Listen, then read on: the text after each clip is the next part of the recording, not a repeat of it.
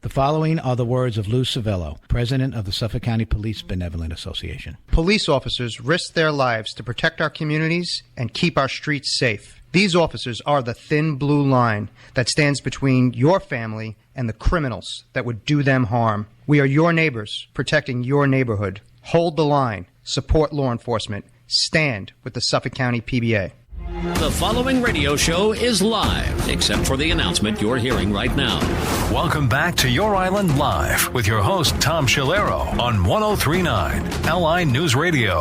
And once again, welcome back. Moving right along on our every other Tuesday with the president of the Suffolk County PBA, Lou Civello. Always great to have Lou on. We get into some really heated discussions about some of the current events of the day, and it's all a matter of not just the Constitution in order to form a more perfect union. It's also in order to form better security in this country and to support our police officers, which we know from a large extent is not happening in certain areas of this country like Minneapolis. But I want to point the finger over a little west of us to New York City.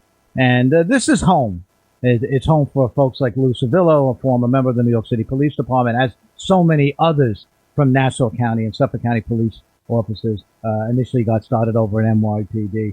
And I'm talking about an unbelievable, and Lou knows what I'm talking about, is miscarriage of justice that took place with NYPD Sergeant Eric Duran. I want to talk about that and what signals that sends out and what is the nationwide implications for that. But let's start off by saying hello to Lou Civello. Hey, Lou. Good afternoon. You know, I think he was sentenced on Thursday, 3 to 9 years. Okay. He was part of a drug bust. Very dangerous, as you know, was a buy-bust type of thing. I'm almost surprised they're even doing that in New York City anymore with the mayor that they have. But NYPD wants to do their job. They want to meet the public safety standards, and they want to make the people of the city of New York safe. That's what officers do, just like in Nassau County and just like your folks here in Suffolk County, what they were doing. So it was a buy-bust. And apparently the individual, he didn't want to be arrested or he didn't want to be whatever, because nobody really wants to be arrested. But I want to be a criminal. I'm selling drugs. That's what I'm doing. I have chosen this high-risk behavior. Anybody that decides to commit crimes realizes, or should realize, and maybe they don't, that that's high-risk behavior that could result in a confrontation with the police. So he was doing everything he could to stop the flight of this individual who was on a motor scooter that was heading towards other officers. So there could have been other officers injured in that. So he did what he did. I think he picked up a cooler or something in order to stop the forward motion of the vehicle itself, of the scooter, and the individual crashed and obviously had some injuries and succumbed to his injury. Now, the city, not just the city, but the state attorney general, Letitia James, hates cops. I could say that. Hates cops. And she decided to prosecute, and they were able to get a bench trial, and they got a judge to put a law enforcement officer, a person who's sworn to protect the people of the city of New York, who was out there believing that they were doing the right thing, and they were. We'll always say that. Put him in jail for 3 to 9 years. Lou, I'm outraged. Yeah, likewise, Tom. I mean, complete injustice. This, father, police officer, someone who puts his life on the line is, going to prison. And it's disgusting. It's outrageous. But it's not surprising for New York City. This individual, this drug dealer, all the culpability has been removed for him and his actions. He has a great responsibility for causing his own death. Like I said, out there dealing poison, right, on city streets, chose not to comply, chose to run, chose to put other people's lives in danger by driving recklessly with that motor scooter on the sidewalk, forced this sergeant into making a split-second decision to protect other people. And now, unfortunately, due to this judge, who, by the way, I believe is going to be up for election in the Bronx. So, I think you could kind of see the writing on the wall there. It's an outrage and it's an injustice, and it's unfortunately par for the course when it comes to New York City and how police officers are treated. But what about a comparison? Let's do a comparison. You and I, when you come on the show, we'll talk about an individual who was arrested 23 times or 24 times and commits heinous crime after heinous crime after heinous crime, attack on police officers and so on, attack on the public, carjackings, and they keep getting released. And in many cases, their crimes are real. We know that. Assault, carjacking with injury, stabbing people, pushing people in subways, but they get out. And in many cases, they receive little or nothing. Why? In a case like this, which should never even got to that point of a trial, bench trial or whatever, a person like this gets jail time. Is there a some sort of a movement in this country? Let's forget the country. How about New York State? Because we feel it in Albany. You feel it in Albany when you go up there and you're lobbying for bills and so on and so forth, that we're going to protect the criminal, but we're going to go after the good guys. Eric Duran here, as you just described him, is a good guy. And I was able to watch some of the video. You could see it in his eyes about what he was going through. It was just beyond the ability to emotionally correct or connect to what he was going through. But at the same time, it just seems that that's the way it is. Letitia James, first of all, leads that whole thing on a pro-criminal level. And we see it from the people that are arrested, particularly the subway people and all these other people that are killing people and so on. But this is what they do to a police officer. Who was doing his job, by the way? Yeah, well, certainly, Tom. And I think you're exactly right. I mean, there is a movement in this state to sacrifice police officers on the altar of radical leftism. It's plain and simple. And the AG is absolutely guilty here. This is someone who has kowtowed to the most radical in her party. And this police officer is collateral damage here, as are many others in their political efforts. It's very, very sad. And you need to look no further than the difference between this and the killer of Jonathan Diller, right? Police officer, Detective Jonathan Diller, who was acquitted, right? Savagely murders a police officer, goes out on the street carrying a loaded weapon with intent to use it, with intent to kill. You don't put that gun as someone who is a gang member, drug dealer, and go out and carry an illegal gun. You're carrying it for one purpose, right? And, used it for its intended purpose, murdered this police officer, and acquitted on the top charge of murder one. So, that's justice in New York State. That's justice for hardened criminals, for savage murderers. And then this is justice for a police, or what at least what justice looks like in New York State, right? Injustice for this police sergeant out there who was risking his life to protect the public, to take the poison off the streets. The very drug dealing people who poison our children to get them off the streets. That's the injustice for him. And, it goes to the media here, Tom. It goes to the elected officials.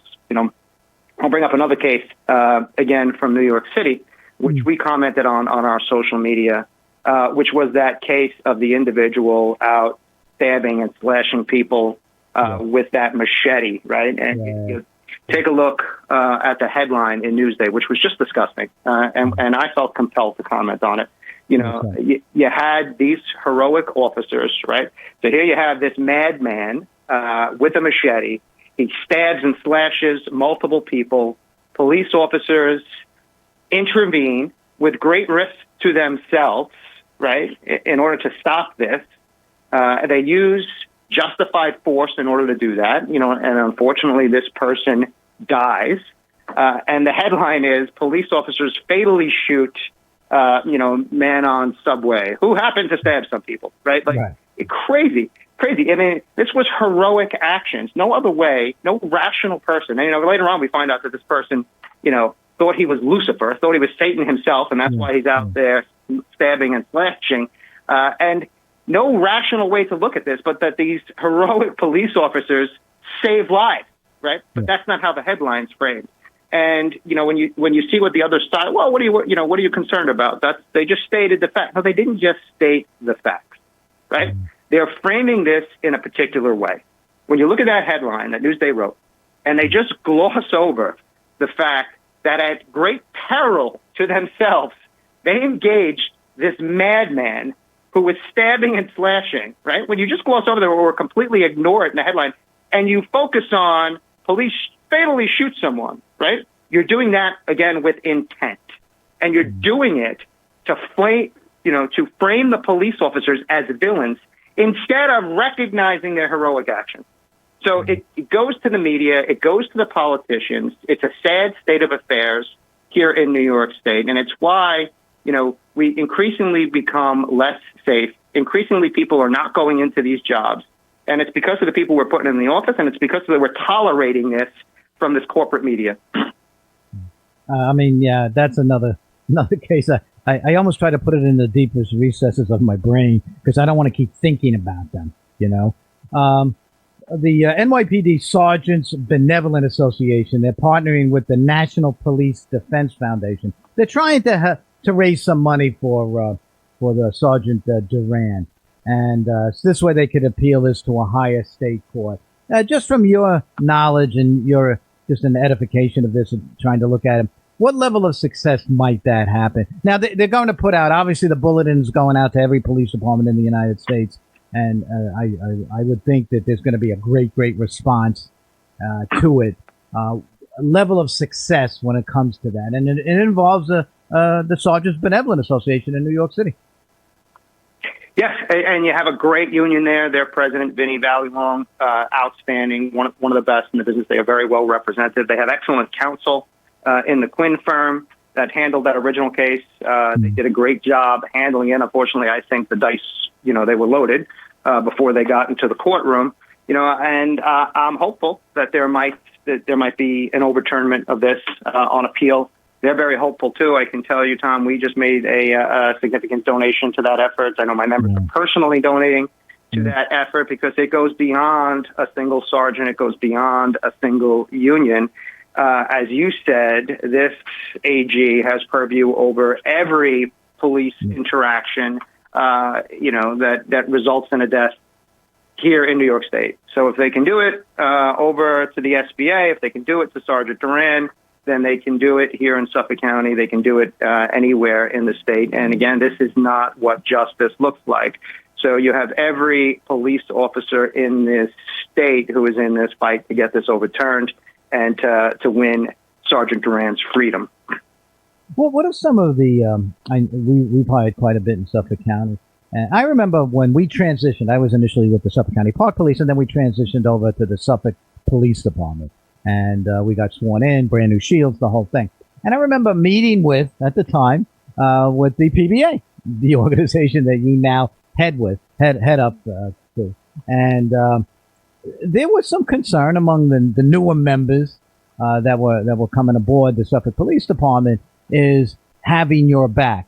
Because even though that was about 11, 12 years ago, there was still a concern that these things, and they were in the minds of a lot of young recruits or a lot of newer officers, that you weren't going to get that support. And that how do you now convince today, when it's more prevalent, when the lack of support is like glaring? In fact, it's almost an anomaly to show support by certain government officials, certain judges, and so on. How do you counteract that, Lou, as part of that organization that you're head of right now? Because it's got to be so important. You got to feel that. You got to feel that you got that back. It absolutely is important, Tom. And I go to see every single academy class, and I point to the successes here in Suffolk County. I point to County Executive Romaine. I point to our DA, Ray Tierney, to all the support that we get here, and even to some of the support that we get on the state level from our Suffolk County representatives, that Long Island delegation. And, people think that sometimes that it may happen by accident. It doesn't. It's grassroots political action. It's because, we are involved to the 10th degree, because we're out there knocking on doors, because we do have our own PACs and super PAC. Having that involvement, having that grassroots organization, that is why the squeaky wheel gets the oil, right? That is why we're heard. It matters in a democracy who has the loudspeakers. We make sure, and I tell, each and every police recruit that comes on the job, this is yours now. I'm on the back nine here. Right now I'm 26 years plus. They have everything at stake as they're just starting out. So if you want this to continue, if you want this to be the great job that it always has been, then you need to fight for it as a police officer, as a Suffolk County resident. And I would say the same thing to your listeners, to the audience. We can't just be fat, dumb, and happy. We have to be involved. We have to hold these elected representatives to account. And only then are you going to get the support, because I hate to say it, Tom, but the vast majority of these elected officials, they care about one thing, and that's whether or not they're going to have a job the day after Election Day. And you're going to get support proportionally, to that, what kind of effect you can have on that outcome. And I say it to the voters. Hold them accountable. Make sure that you're speaking to your elected representatives. When they have those town meetings, go. Participate, right? This is our country. Yeah. This is our county. So well said. It's so important. Again, I think about our new cops, not just here in Nassau, Suffolk County, New York City, all over the country, and how they need that. They need that. Make sure who's got my back. And one thing I've always been extremely supportive of strong union organizations, PBAs, fraternal organizations, FOP, nationwide, how important they are to have that. And interesting enough, I know you had a very successful rally about fixing Tier 5 and Tier 6. After that rally on our Albany report on Thursday, Senator Murray came on and gave a very good, cogent explanation of why this should be done. Because there will be certainly certain people will be in opposition to it, whoever. And he gave almost a soliloquy on what would be the best, why is it a good idea to make that retirement or to fix Tier 5 and Tier 6 so that it becomes part of a package of law enforcement, so that the officers can put in their time and do their job and save the lives in so many different manners. And I think he made a great point. And I also think, and I'm going to say this, I think it transcends Democrat versus Republican. I think it's about good government and it's about public safety. How did you view, that rally was successful. How did you view that? It was a tremendous success. We got support from both sides of the aisle, right to the top. We had the Comptroller DiNapoli there, calling for that change. He was our keynote speaker. I'll tell you that Senator Murray, he is one of the smartest people in the Senate, and he's someone who really understands that this is an investment in our communities. Yeah. This is an investment in public safety. This is the reason the state is able to run those police officers that are out there protecting you, those teachers that are teaching your kids, those firemen. These are the people that are volunteering their time in your ambulance corps. These are the people that are the Little League coaches. And, our newer people, plain and simple, Tom, they've been cheated. They've been cheated out of a fair retirement. This goes back more than a decade. We were told at the time, hey, don't worry, when everything recovers, mortgage crisis, we'll fix it. Well, everything else got fixed. The bankers got the bailouts. Wall Street got their money. And the public workers are still holding the bag. And you can see it in the results. You can see people don't want these jobs, Tom. These are public sector jobs. You're never going to work from home, right, in a public sector job. You're never going to be a police officer and say, hey, I'm going to work from home for the week. That just doesn't happen. The jobs are becoming less and less desirable, and in no small part due to that promise, right, that promise of 30 years, 35 years of service like you put in, Tom, right? Yep. Put that time in, you risk your life, you dedicate yourself to your community, and that you're going to get a little piece of that American dream. You're going to get that fair retirement. That was the promise. That promise has been reneged upon by this state, and it needs to change or we're headed off a cliff. And I was very happy to see, Senator Murray, both sides of the aisle, state comptroller, we had firemen, we had teachers, we had cops, we had probation officers, correction officers, you name it. They were there. We had the trades, Tom, even though they have a dog in the fight, right? We had the Teamsters. Yeah. We had IBEW out there supporting us. It was a tremendous rally, union strong. We're going to get this done. This is why people move to the island, why people want to be here. Good paying jobs, great schools, safe. If we want to keep it that way, then we need to invest in our future, invest in our public workers. Amen to that. And again, wholeheartedly, I know when Senator Murray spoke about it, I got a lot of response from that. And people saw the point. They see what would be the benefits. And you just outlined it better than anybody else could have. But once again, Lou Civello, president of the Suffolk County PBA. Lou, thanks so much, and we'll talk to you again in a couple of weeks, my friend. Always a pleasure. Thank you, Tom. Okay, we're going to take a short break. And when we get back, we got the DA coming up, Ray Tierney. Going to be talking about a national case that we just kind of finished up here in Suffolk County. We'll be right back.